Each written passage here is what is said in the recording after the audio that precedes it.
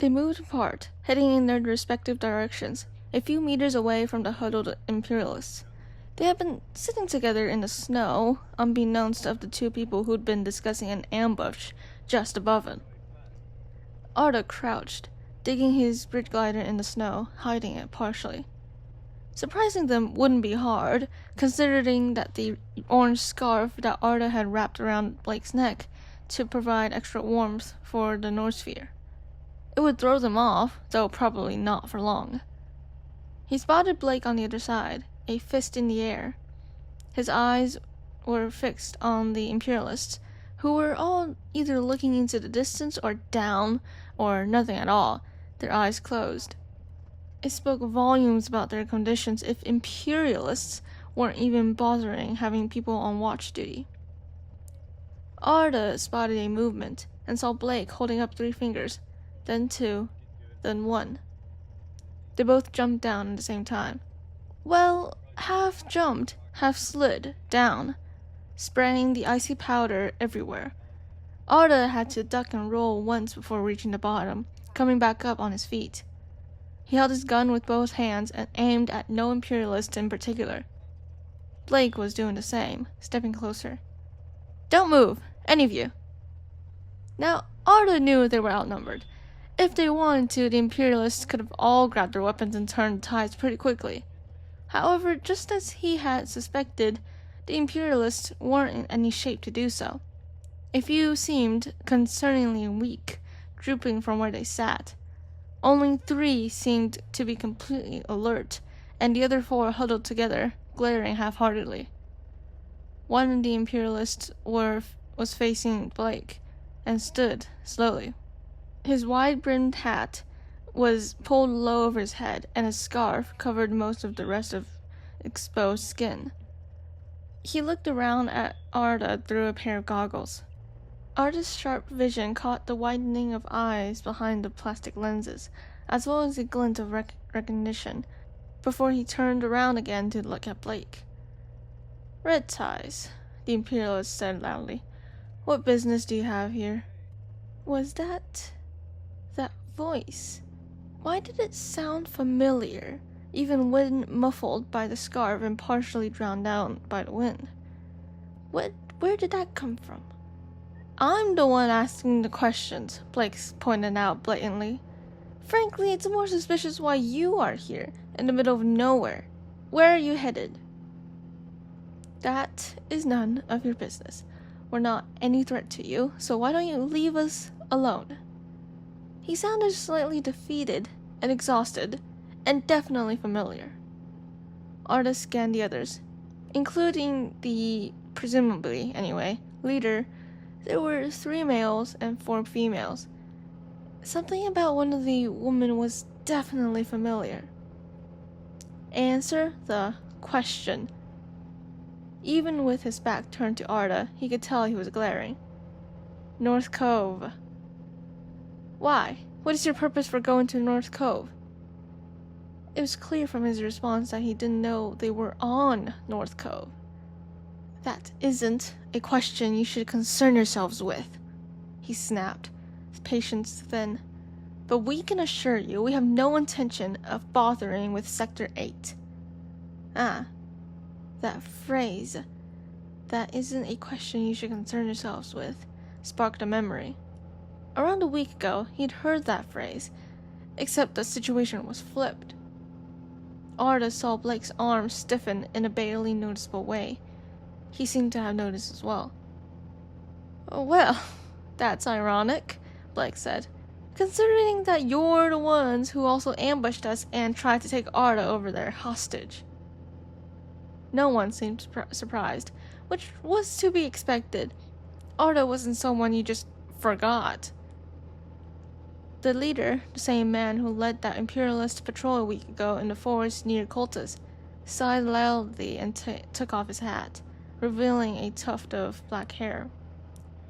"Guess you figured us out, but I still see no reason to tell you what our purpose here is, seeing as it doesn't bother you." "Perhaps," Blake agreed, "but we know where North Cove is, so maybe if you told us, we'll tell you the location. Sounds fair?" Arda, once again, wondered why Blake never signed up to be a colonel in North Sphere himself, or why he didn't even consider being a second-in-command. And the Imperialists stared at Blake, pinning him with a harsh glare more piercing and cold than the Zeta winter. Then, another Imperialist stood. Arda recognized her as the one who Blake had hit in the head with her own gun. "Zhang-Wu," she called, her voice different, accented, before Arda realized that it was an entirely different language. "You might as well tell them. We have nowhere to go, and there isn't much to hide that's of use. We don't know where North Cove is, and we are in desperate need of a way out of Dorzak quickly."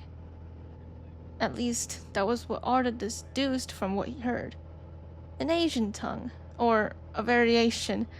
It was a mix of several Asian languages, with Korean grammar, some mixed in Chinese and Japanese phrases, as also some Vietnamese and Thailand elements and others. It was, in all honesty, easy for Arda to distinguish what she was saying. Easier than the alien languages on the other 5 societal planets, anyhow. Arda turned the words he heard over his head several times, trying to pry apart the linguistic aspects of it. Zhang-Wu dawdled over it for a few minutes. Then he turned to Blake. In English, he said, "Fine. We'll tell you, but first, a truce. No one will fire or throw hands while we agree on the truce."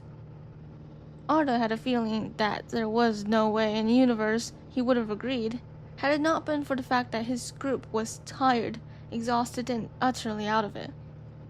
Zhang-Wu sounded like he was being held together by just a few threads himself, about to collapse at any moment. Blake nodded and looked over at Arda. They lowered their guns. Blake stepped forward and held a hand out, tucking his gun back in his belt. "All right. Truce." Zhang-Wu took Blake's hand and shook it. "I'm Kan Zhang-Wu, commander of the 31st Platoon." Blake's eyes widened in surprise. 31st, huh? The older man raised his brow. "Is there something wrong with that?" He shook his head. "No, nothing. You've just made a name for yourselves in North Sphere, that's all, with your influence on the Emperor." He cleared his throat. "Blake Kindlesill.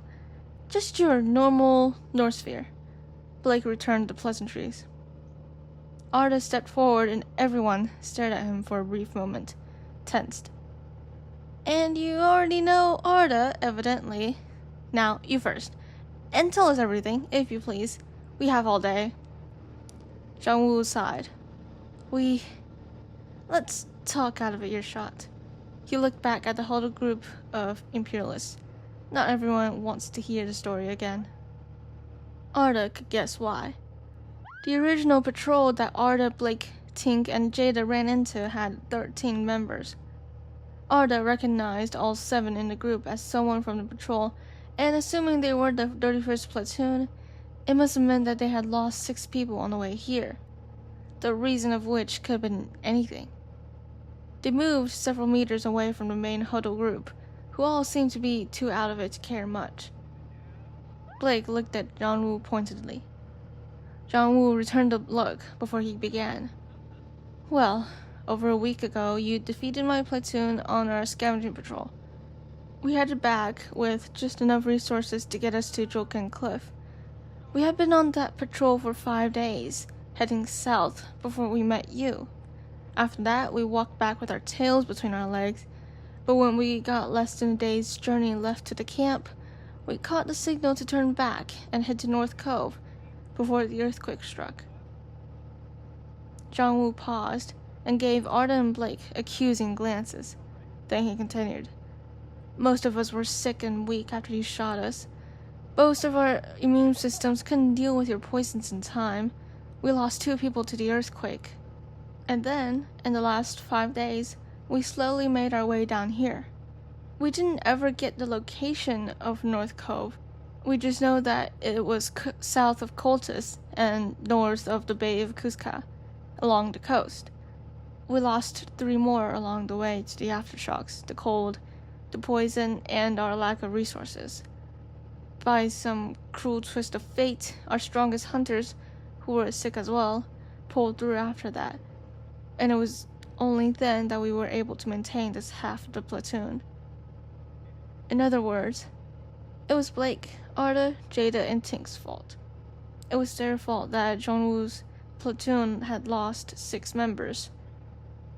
Arda knew that tragedies were unpreventable, especially in an apocalyptic world like Zeta, with the extreme weathers and that magnitude 10 earthquake. It would be more surprising if their entire group had lived. Arda knew that Sector 8 had probably also suffered casualties, as well as the Imperialists beyond the 31st platoon. In fact, an earthquake like that would have been felt all over the globe. Still, the deaths of those 6 people really were partially their fault. Even he couldn't deny that. Blake was frowning. He didn't say anything like, "I'm sorry," because Arda knew, and keep in mind that he didn't have any skills on emotional intelligence beyond the theoretical, which he knew usually wasn't as useful as the practical, that it would be the last thing Jongwoo needed to hear at the time. He probably wanted to get off the subject as soon as possible, but Blake seemed visibly remorseful, even with all the gear. The blonde lowered his head for a moment, thinking. Then he raised his head. "So why did they tell you to find North Cove?" Jongwoo seemed to relax for a moment, despite the lack of apologies. Arda doubted he wanted to hear anything of the sort, especially when he knew there was a high possibility Blake wouldn't actually mean it. It had simply been a matter of survival, and he was sure Jongwoo knew that. "There is a drifter parked inside a cave under North Cove," Jongwoo revealed. "We're supposed to take it and get back to Zanti.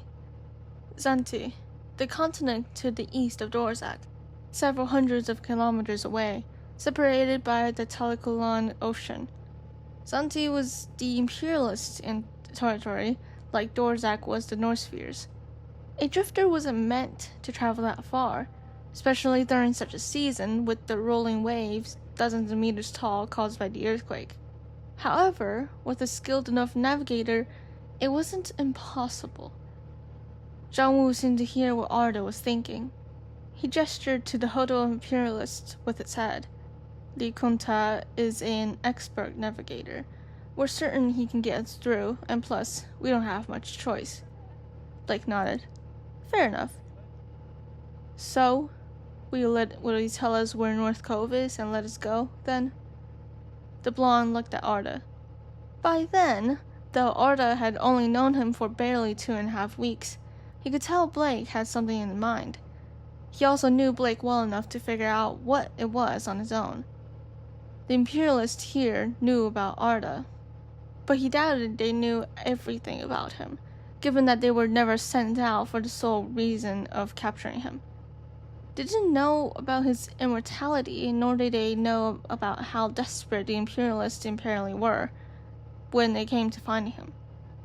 Blake had mentioned during their 5-day journey through the forests that he'd not only overheard them talking with Karato about Arda before he left, but that they'd also seen a meteorite 2 weeks ago, caught by one of their telescopes. It had been plummeting towards Sector 8. They'd known it was Arda after finding the files on him somewhere, and had proceeded to start the operation to find and capture him in the camp at Jokin Cliff.